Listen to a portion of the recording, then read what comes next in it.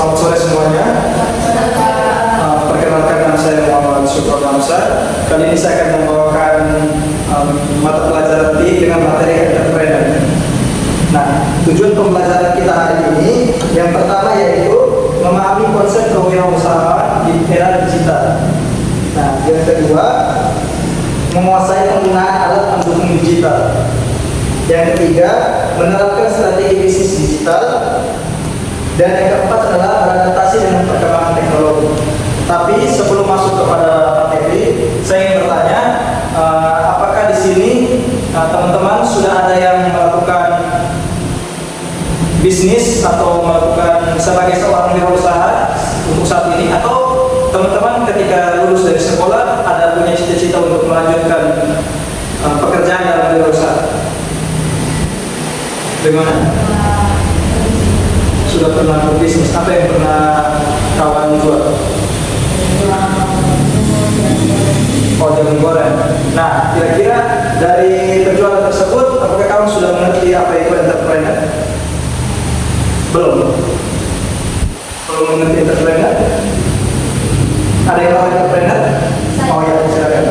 Saya entrepreneur adalah seorang individu yang mengarahkan ke pengusaha atau bisnis. Oh iya, betul. Nah, dalam proses penjualan kawan sendiri, apakah kawan berjualan secara offline atau online? Online. Berarti menggunakan aplikasi. Nah, itu kita akan bahas pada materi yang akan saya bawakan tadi. Kita simak video pembelajaran yang akan saya tampilkan. Kita akan membahas tentang entrepreneur. Nah, untuk entrepreneur itu sendiri ialah yang tadi kawan sudah bilang, entrepreneur adalah seorang individu yang melakukan suatu usaha,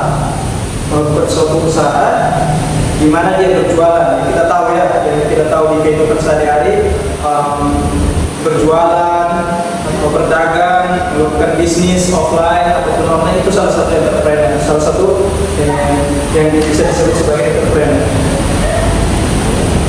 Nah, kita masuk kepada materi.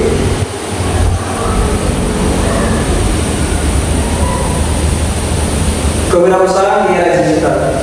Di era digital menghadirkan peluang baru bagi para wirausahawan. Pelajari tren terkini, kembangkan strategi inovatif, dan ciptakan kesuksesan di era teknologi. Artinya, teman-teman di sini, dalam misalnya nanti kawan Rista, dia sudah mulai melakukan usaha jual daging goreng. Mungkin dia bisa kembangkan dengan inovasi-inovasi yang lebih menarik lagi sehingga mudah dikenali. Kawan Rista, apakah dalam sehari bisa laku banyak penjualan daging goreng tersebut? Itu mereka memesannya dengan sistem apa? Apakah dengan sistem online atau offline, atau mereka lihat di WA di story kan? Ayo, kita lanjut materi berikutnya. Tren teknologi yang mengubah landscape bisnis, kecerdasan buatan AI. Ada yang tahu AI? Ada yang tahu AI? Pasti baru dengar. Oh, ya. AI sendiri adalah artificial intelligence yang dimana AI mengubah cara kita bekerja dan berbisnis dari otomatisasi tugas hingga analisis data. AI menghadirkan efisiensi dan inovasi baru. Nah, di mana dalam wirausaha sendiri, jika seseorang menggunakan WA bisnis ataupun sosial media yang lain untuk melakukan bisnis, mereka pasti akan menggunakan salah satu fitur AI, yaitu chatbot. Chatbot sendiri yaitu salah satu fitur AI yang mempermudah atau mengotomatisasikan suatu komunikasi dalam sosial media gitu. Misalnya ada yang pernah memesan sesuatu melalui WA, terus tiba-tiba pas ditanya, misalnya Rista chat, selamat malam, saya ingin memesan ini, tidak lama ada otomatis chat yang masuk. Nah, itu disebut dengan chatbot. Itu salah satu fitur AI. Yang kedua, komputasi awan atau cloud computing. Cloud computing memungkinkan akses ke sumber daya komputasi, penyimpanan, dan software secara on demand. Hal ini meningkatkan fleksibilitas dan skalabilitas bisnis. Nah, di mana cloud computing ini, jika kawan-kawan memakai ini, kawan-kawan tidak perlu berpikir lagi tentang apakah saya ini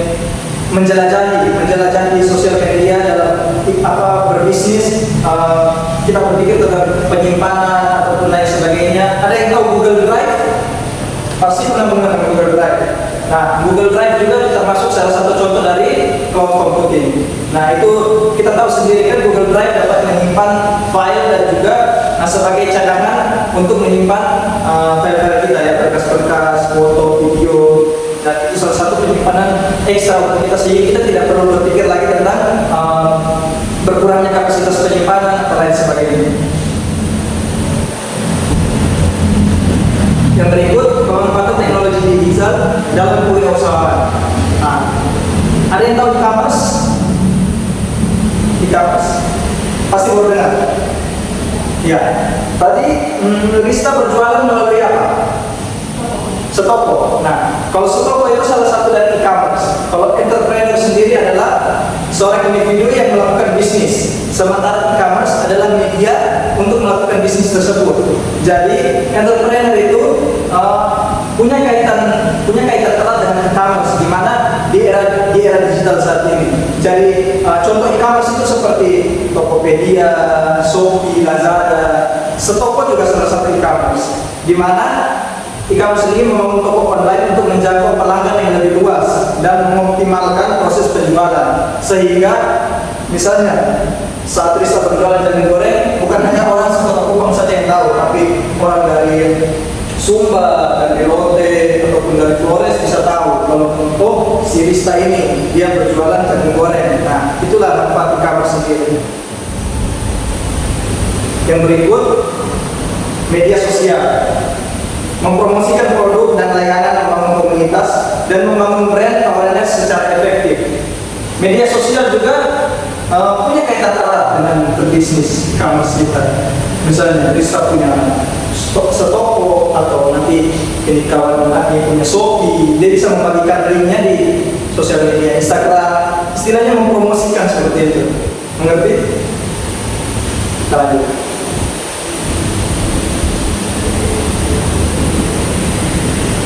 Pemasaran digital. Nah, masih punya kaitan pemasaran digital, menggunakan berbagai strategi digital untuk menjangkau target audiens yang tepat dan mendorong engagement. Nah, pemasaran digital sendiri nanti kita akan bahas lebih lanjut lagi. Mungkin pemasaran digital itu bisa berupa iklan, atau penggunaan hashtag yang akan saya bahas.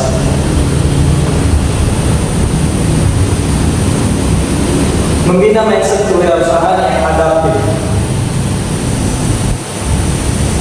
Nah, membina mindset kewirausahaan yang adaptif, yang pertama itu inovasi.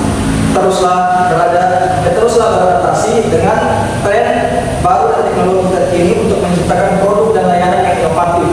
Nah, tadi yang seperti Pak sudah bilang di awal tadi, mungkin kita punya inovasi dan kreasi-kreasi untuk memperjualbelikan produk yang mungkin kita gunakan. Terus ketekunan, tidak hanya kita memiliki inovasi, tapi kita juga harus punya ketekunan. Misalnya hari ini Rista berjualan, tetapi dia tidak punya ketekunan, sehingga muncul rasa dia untuk bilang jualan saya hanya begitu-begitu saja. Nah, itulah sebelum munculnya inovasi yang dapat merubah, ketika munculnya inovasi yang dapat merubah pola pikir Rista untuk memperjualbelikan dagangannya di sosial media atau memasarkan itu.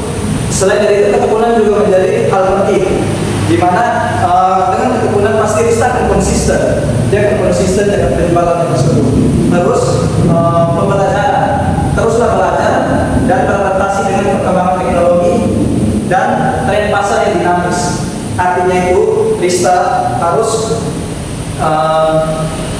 lebih mencari tahu lagi tentang teknologi-teknologi yang berkembang saat ini.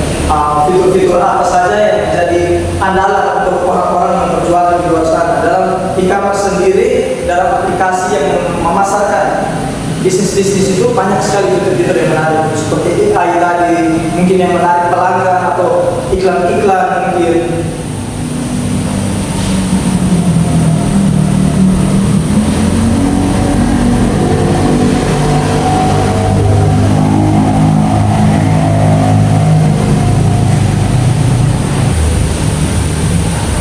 Yang berikut, mengembangkan bisnis dengan platform digital. Marketplace. Nah, tadi kita sudah bahas banyak kan. Marketplace, manfaat platform online seperti Tokopedia Tokopedia, Shopee, Lazada, Setoko juga untuk menjangkau pelanggan yang lebih luas. Di mana marketplace itu kita tidak hanya satu daerah yang memakai. Misalnya Shopee itu sudah dipakai di banyak daerah di Indonesia, sehingga pemasaran produk yang kita pasarkan atau barang-barang lain yang kita pasarkan itu mungkin akan jangkauannya akan lebih luas lagi dengan marketplace. Lanjut ke website, membangun website profesional untuk memperkenalkan produk dan layanan serta membangun brand awareness, di mana tidak hanya berjualan pada marketplace yakni e-commerce saya sendiri, marketplace Shopee, Shopee, Tokopedia dan Lazada. Kita sendiri juga bisa membuat website sendiri, misalnya Acme Shop atau yang lainnya. Kita bisa membuat website sendiri sehingga website tersebut dapat menjadi yang dibilang brand awareness, maksudnya ini brand kita sendiri, sehingga orang lebih mengenal, oh produk ini dari Acme, produk ini menjadi andalan begitu, jadi produknya Acme, sehingga banyak orang yang lebih tertarik lagi, ataupun mungkin nanti ketika seseorang memesan dia akan memberikan respon positif, sehingga banyak lagi orang yang akan memesan melalui website yang telah dibuat. Lanjut, membangun aplikasi mobile untuk meningkatkan aksesibilitas dan memberikan pengalaman yang lebih personal.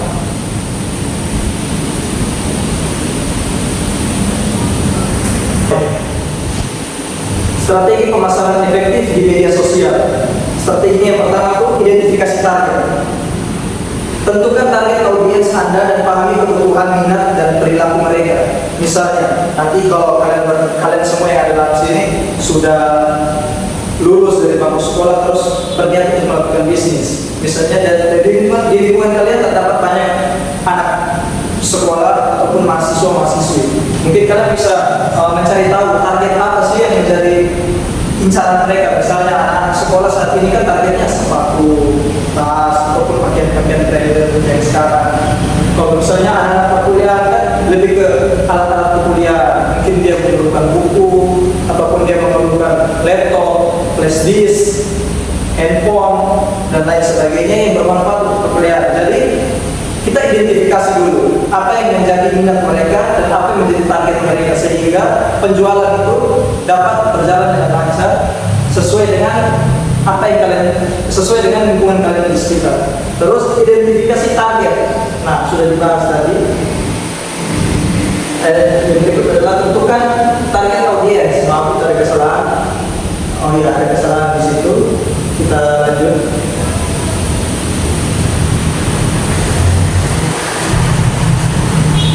Otomatisasi tugas. Nah, gunakan alat digital untuk mengotomatiskan tugas-tugas repetitif seperti pemrosesan data dan komunikasi. Manajemen inventories. Memanfaatkan software manajemen inventories untuk melacak stok, menghindari kekurangan dan meningkatkan efisiensi. Manajemen inventaris, manfaatkan software manajemen inventaris untuk melacak stok, menghindari kekurangan dan meningkatkan efisiensi. Nah, itu termasuk mengoptimalkan operasional bisnis dengan teknologi.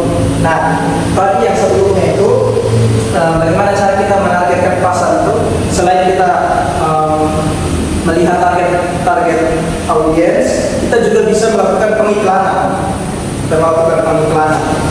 Seperti yang kita lihat sekarang di TikTok ataupun di media sosial lainnya, Twitter, mungkin ada pengiklan menarik yang bisa dikolaborasikan dalam bentuk suatu video ataupun suatu gambar layar tertentu yang menjadi daya tarik tersendiri untuk konsumen, sehingga produk tersebut lebih cepat laris. Nah, berikutnya itu kita pakai hashtag. Misalnya dalam penjualan kita memakai hashtag iPhone kekinian atau iPhone Android kekinian ataupun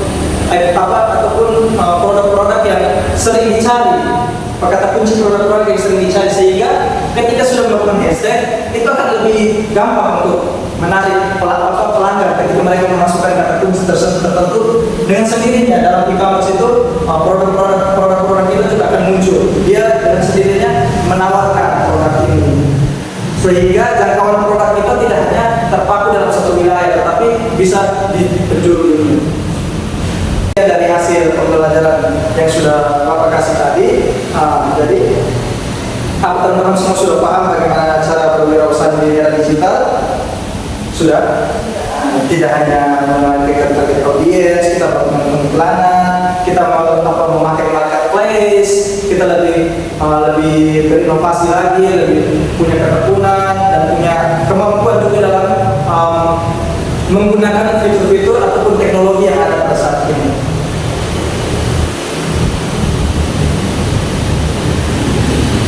Itu saja sekian dari Bapak. Tapi sebelum kita mengakhiri ini, kita akan memainkan sedikit kuis. Kita akan memainkan sedikit kuis. Nah, ini Bapak kan.